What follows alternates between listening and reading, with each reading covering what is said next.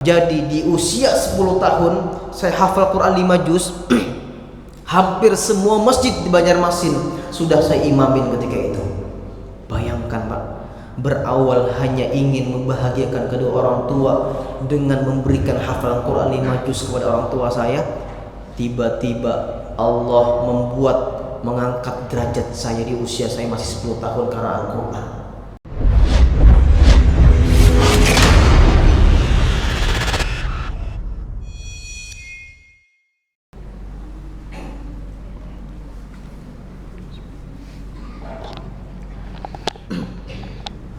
Izin buka masker ya. A'udzubillahi minasyaitonir rajim. Bismillahirrahmanirrahim. Assalamualaikum warahmatullahi wabarakatuh.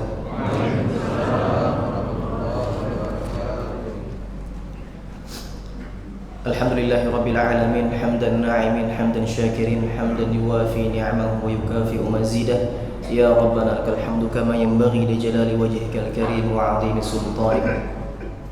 Allahumma salli ala Sayyidina Muhammad wa ala ali Sayyidina Muhammad. Rabbi zidni ilma warzuqni fahma. Rabbi shrah li sadri wa yassir li amri wahlul 'uqdatam min lisani yafqahu qawli. Amma ba'du. Puji syukur kita kepada Allah Subhanahu wa taala di subuh hari yang insyaallah penuh dengan berkah ini. Di hari yang betul-betul sangat mulia ini, Allah Subhanahu wa taala mengizinkan kita semuanya untuk bisa salat subuh berjamaah, kemudian dilanjutkan dengan kajian subuh. Ada satu hadis yang sangat menarik. Wa majtama'a qaumun fi baitin min buyutillah yatluna kitaballah wa yatadarasunahu bainahum illa nazilat 'alaihimus sakinah wa ghasyiyatuhur rahmah wa haffathumul malaikah wa dzakarahumullahu fi man 'indah. Rawahu Muslim. Rasulullah menyebutkan bahwasannya tidaklah di antara kaumku mereka berkumpul di rumah Allah Subhanahu wa taala, berkumpul di majlis, berkumpul di masjid, kecuali mereka di dalamnya ada membaca Al-Quran, di dalamnya ada yang berzikir memohon ampun kepada Allah Subhanahu wa taala, illa nazalat alaihimus sakinah, kecuali Allah Subhanahu wa taala akan menurunkan yang namanya ketenangan. Makanya kenapa hari ini kalau kita datang ke masjid, dulu sebelum keluar dari masjid atau sebelum berangkat ke masjid kita punya masalah yang besar. Tapi ketika kita datang ke masjid, duduk di masjid, minta ampun sama Allah, berzikir, maka turun rasa ketenangan dalam hati kita. Wa ghasyiyatuhumur rahmah, ternyata tidak cukup hanya sampai diberikan ketenangan. Wa ghasyiyatuhumur rahmah, Allah limpahkan kasih sayangnya kepada kita semua. Wa haffathumul malaikah, ternyata orang-orang yang suka di majelis ilmu, duduk berkumpul di masjid seperti ini, malaikat-malaikat turun dari langit ketujuh untuk hadir bersama kita duduk di majelis yang mulia ini. Wa dzakarahumullahu fi man 'indah. Ini yang luar biasa.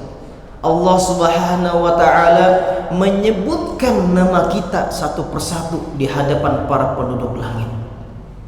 Dan para malaikat-malaikat memohon ampun kepada Allah setiap orang yang duduk di majelis ilmu ini. Allahumma ighfir lahu warhamhu. Ya Allah, ampuni si fulan bin fulan ya Allah. Berikan kasih sayangmu kepada fulan bin fulan ya Allah. Mudah-mudahan kita semua yang duduk di majelis ilmu ini Allah ampuni dosa-dosa kita semuanya.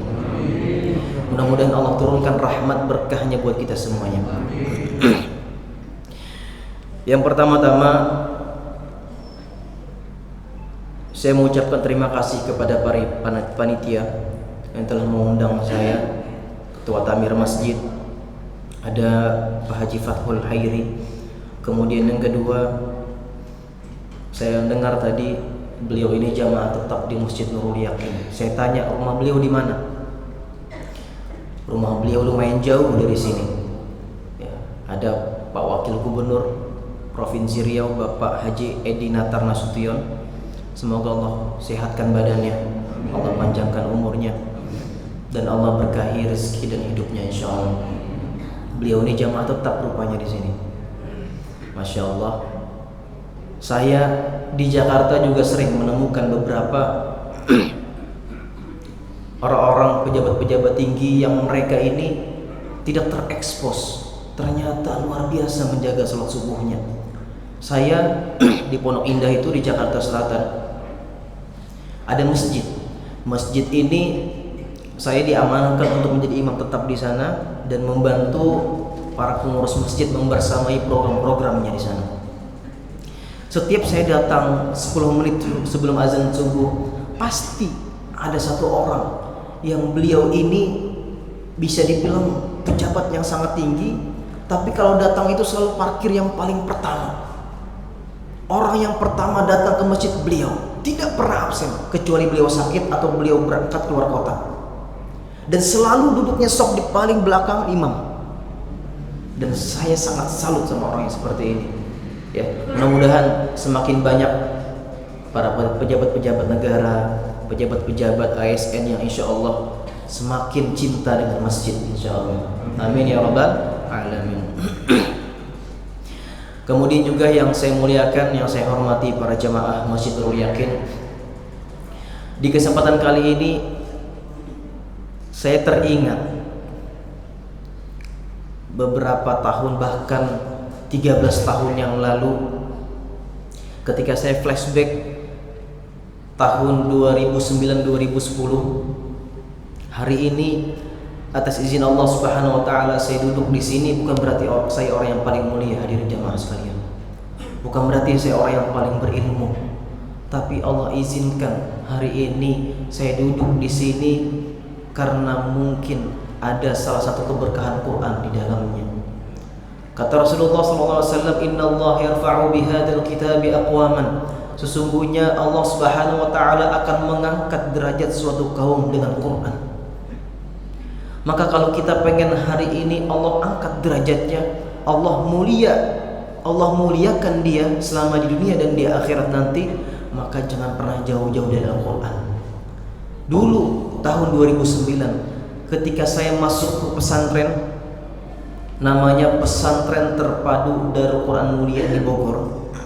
Saya berangkat ke sana untuk melanjutkan pendidikan SMP di sana. Ketika saya berangkat ke sana, orang tua saya menitipkan pesan. Ada angan-angan, ada impian besar di matanya orang tua saya ketika itu. Orang tua saya menitipkan anaknya jauh dari rumah. Saya tinggal di Banjarmasin, tapi sekolahnya nyantrinya di Bogor.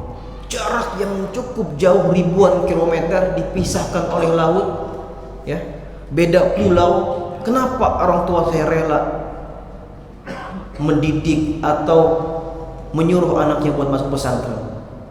Ternyata ada harapan besar untuk anaknya ingin menjadi seorang ulama, ingin menjadi seorang penghafal Quran. Mungkin ketika itu orang tua saya menangis. Kenapa? Karena selama ini tidak bisa berpisah dari anaknya. Tapi ketahuilah, lebih baik menangis di saat itu daripada menangis 10-20 tahun yang akan datang. Kenapa? Karena anak kita bisa jadi menjadi seorang pecandu narkoba, bisa jadi anak kita seorang pezina, bisa jadi anak kita menjadi seorang pemabuk yang mana lingkungannya tidak terarah lagi. Maka orang tua saya ketika menitipkan anaknya di pesantren menangis. Doanya tidak pernah terhenti, ingin menjadi anaknya menjadi penghafal Quran, ingin menjadi anaknya sebagai seorang ulama yang betul-betul bisa mengemban amanah dakwah ini. Ketika saya berangkat ke sana, setahun saya di pesantren, alhamdulillah perjuangan yang cukup luar biasa. Saya menghafal Quran di sana, mendapatkan oleh-oleh hadiah hafalan Quran 5 juz. Saya pulang ke Banjarmasin memberikan hadiah terindah buat kedua orang tua saya. Umi, Abi, ini Bi, hadiah yang selama ini Abi perjuangkan dan Umi perjuangkan. Abi, Umi pontang-panting mencari nafkah buat anaknya. Setiap bulan dikirimin uang jajan buat anaknya. Maka Umi, Abi, ini hadiah untuk Umi dan Abi, hafalan Quran 5 juz. Maafkan abang kalau belum bisa menghafal Quran 30 juz, tapi insya Allah abang atas izin Allah akan bisa menghafalkan Quran 30 juz. Ketika sampai di rumah di Banjarmasin, apa hal yang pertama saya lakukan ketika itu? Saya ngomong sama orang tua saya, Umi, Insya Allah nanti sholat maghrib dan isya abangnya akan menjadi imam di usia yang masih 10 tahun. Kenapa saya begitu semangat ketika itu? Saya ingin ketika saya menjadi imam di masjid itu, orang tua saya mendengar anaknya sudah bisa menjadi imam. Orang tuanya mendengar anaknya sudah bisa hafal Quran 5 juz. Maka ketika saya berbicara seperti itu kepada orang tua saya, apa kata umi saya? Berangkatlah anak ke masjid. Kalau abang mau jadi imam, ngomong sama takmir masjid. Berangkat saya ke masjid. Masya Allah, ketika saya duduk, kebetulan memang lagi bulan Ramadan, ketika lagi mau buka puasa, saya ngomong sama takmir masjidnya, Pak, izin, kira-kira saya bisa nggak menjadi imam sholat maghrib, isya dan tarawih? Tiba-tiba seorang takmir masjid ini kaget mendengar celetukan seorang anak kecil yang begitu semangat membara berbicara kepada ketua takmir masjid ketika itu. Apa kata takmir masjidnya? Oh, tidak bisa deh, kamu masih kecil deh, nanti saja kalau kamu sudah SMP atau SMA kelas 2, kelas 3 sudah besar. Sekarang kamu masih kecil, nanti aja ya. Kalau mau kamu iqomah aja, qomat aja katanya. Ya Allah ya Rabbi. Tapi ketika itu semangat saya tidak cukup hanya sampai di situ. Saya bilang sama beliau, Pak, izinkan saya Pak, sekali aja Pak, sholat maghrib aja Pak, biar orang tua saya mendengar kalau anaknya sudah bisa menjadi imam dan punya hafalan Quran. Ketika itu beliau merasa kasihan dan iba melihat saya, diizinkanlah saya menjadi imam. Alhamdulillah di usia itu saya sudah balik, maju ke depan, qomat, Allahu Akbar, Allahu Akbar, asyhadu an la ilaha illallah. Ketika maju ke depan, dirangkul saya sama ketua takmir masjid, disuruh maju ke depan. Saya ambil mic, saya taruh di sini. Ketika saya balik badan, rupanya tidak ada yang berdiri satupun jamaah.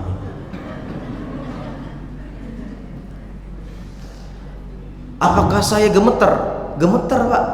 Kaki saya ini untungnya ketutup dengan gamis. Kalau seandainya saya pakai celana, kelihatan kaki saya gini. Bayangkan baru pertama kali, belum pernah menjadi imam di masjid, masjidnya lebih besar daripada ini, memberanikan diri ngomong sama ketua takmir masjid untuk menjadi imam. Agar apa? Agar bisa memberikan hadiah terbaik buat kedua orang tua saya. Kemudian rasa berani saya lebih besar daripada rasa takut saya. Apa yang saya lakukan? Karena ketika kecil saya sudah dibiasakan sama orang tua saya mendengarkan murotal Quran setiap hari. Saya tahu bagaimana cara imam-imam Masjidil Haram mengatur imam. Syekh Abdurrahman As-Sudais, Syekh Suud As-Suraim, Syekh Bandar Balila, Syekh Abdul Awad Al-Juhani.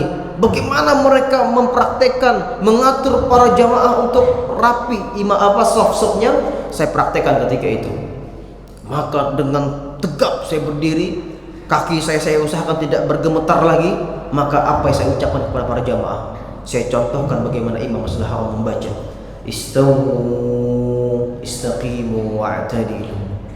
Semua mata jemaah terbelalak melihat anak kecil mengucap kata-kata itu, padahal saya tidak tahu artinya. Yang penting pede dulu, yang penting yakin dulu. Masya Allah, tabarakallah. Tiba-tiba jemaah yang tadi tidak percaya, seakan-akan meremehkan saya, berdiri satu persatu menghadap di saf ke depan. Berdiri mereka semuanya. Maka ketika itu saya bertakbirlah, Allahu Akbar. Di rakaat pertama saya bawakanlah iramanya Syekh Abdurrahman As-Sudais, Imam Masjidil Haram. Alhamdulillahi Rabbil Alamin, Ar-Rahmanir Rahim, Maliki Yaumiddin. Terus sampai waladhdallin. Rupanya pas di waladhdallin saya mendengar suara aminnya bergelegar seakan-akan jamaahnya semakin banyak di masjid itu. Wah, dalam hati saya, kalau jamaahnya banyak saya akan panjangkan ayat Quran. Akhirnya ketika itu saya bacalah juz 2, 1 halaman setengah, sholat maghrib, belum makan, belum minum. سيقول السفهاء من الناس ما ولاهم عن قبلتهم التي كانوا عليها قل لله المشرق والمغرب يهدي من يشاء إلى صراط mustaqim. Terus saya baca sampai 1,5 halaman, ruku, sujud, bangkit rakaat kedua. Di rakaat kedua saya ganti iramanya Syekh Mahir Al-Mu'aqli, Imam Masjidil Haram yang paling muda. Alhamdulillahi Rabbil Alamin Ar-Rahmanir Rahim Maliki Yawmiddin Iyyaka na'budu wa iyyaka nasta'in. Terus saya baca sampai waladhdallin. Rupanya pas saya dengar aminnya semakin banyak yang mengaminkan. Seakan-akan jamaah semakin penuh ketika itu. Kalau begitu saya panjangin lagi ayatnya. Saya sambung ayat selanjutnya kurang lebih 2 halaman lagi. Jadi total sholat maghrib kurang lebih 3,5 halaman. Bayangkan Bu, Pak, biasanya sholat maghrib itu ayat yang paling panjang itu At-Tin, At-Takatsur, Al-Ma'un, Kulhu, itu aja. Maka di saat itu saya baca ayat yang paling panjang mungkin sejarah di masjid itu. Ayat yang paling panjang saya baca ketika itu. Ketika selesai imam, saya salam, saya tidak berani berzikir menghadap kepada jamaah. Takut saya. Akhirnya apa? Saya berzikir menghadap ke depan saja. Saya panjangin zikirnya, berdoa. Habis doa saya sholat sunnah. Habis sholat sunnah saya tengok ke belakang, rupanya tidak ada jamaah yang pulang. Dalam hati saya, bahaya ini. Kalau jamaah belum pada pulang ini berarti ada sesuatu. Mungkin saya tadi terlalu panjang membaca ayat Quran. Maka ketika itu waktu sudah menunjukkan jam 7:20, menunjukkan waktu tinggal 10 menit azan Isya. Berhubung perut belum makan, baru minum air putih, baru makan kurma, belum makan apa-apa. Ya Allah ya Rabbi, pertarungan yang sangat besar melawan yang namanya takut dengan jamaah atau tidak makan sama sekali. Apa yang saya lakukan? Ketimbang saya tidak makan Isya ini, lebih baik saya pulang ke rumah. Saya memberanikan diri, berdiri saya menghadap kepada jamaah. Betul, rupanya jamaah tidak ada yang pulang satupun. Semua jamaah melihat ke saya. Bingung mereka, kok ada anak kecil bisa membacakan imam kayak Syekh Abdul Rahman As-Sudais di saat itu. Satu persatu jamaah berdiri menghadap kepada saya, menyalami saya. Apa kata jamaahnya? Masya Allah Dek, nanti izinnya kalau bisa Isya sama tarawih imam lagi di sini. Kan? Nagih rupanya jamaah itu.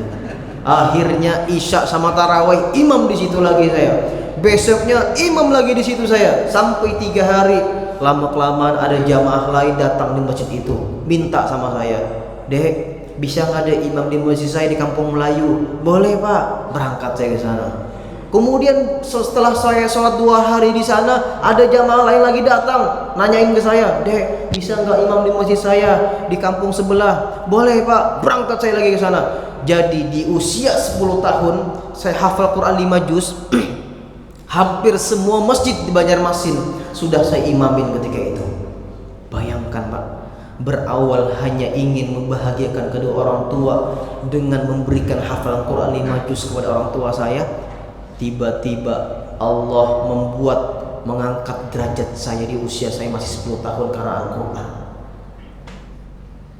Semua masjid di Banjarmasin hampir semua minta saya untuk menjadi imam di usia 10 tahun ketika itu.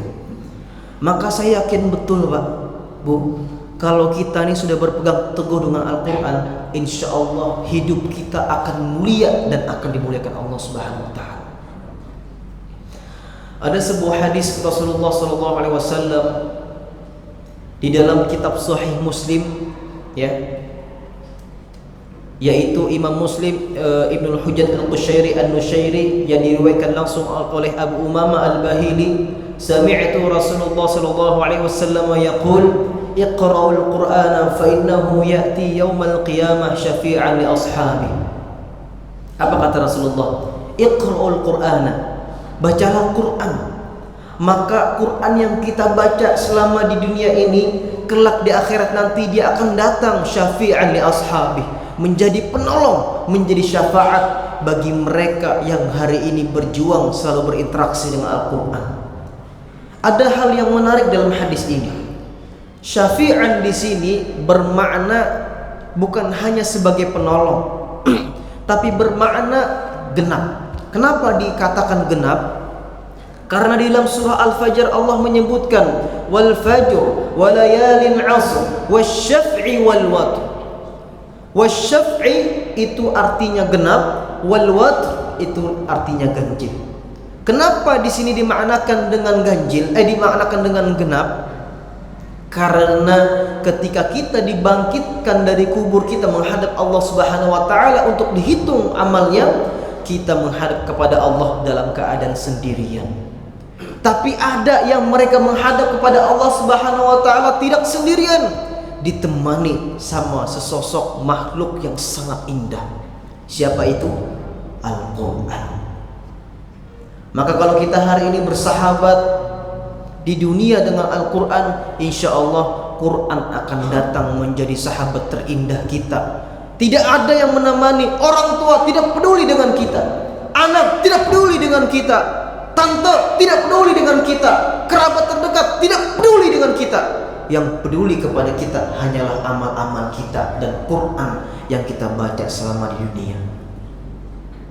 Bahkan seorang ibu yang lagi mengandung rela melahirkan, menggugurkan kandungannya. Kenapa? Karena dia lebih peduli dengan amalnya. Takut kalau amalnya lebih sedikit dan dosa-dosanya lebih besar. Maka beruntunglah Bapak Ibu sekalian, abang-abang, ayah-ayah, bunda, kalau kita semua ini mendidik anak-anak kita untuk cinta sama Al-Quran, insya Allah kita sedang menginvestasikan investasi yang sangat mahal dan berharga.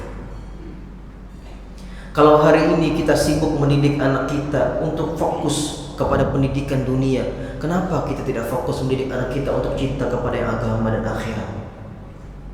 Karena pada hakikatnya ilmu agama lah, Al-Quran lah yang bisa memberikan syafaat buat kita semuanya.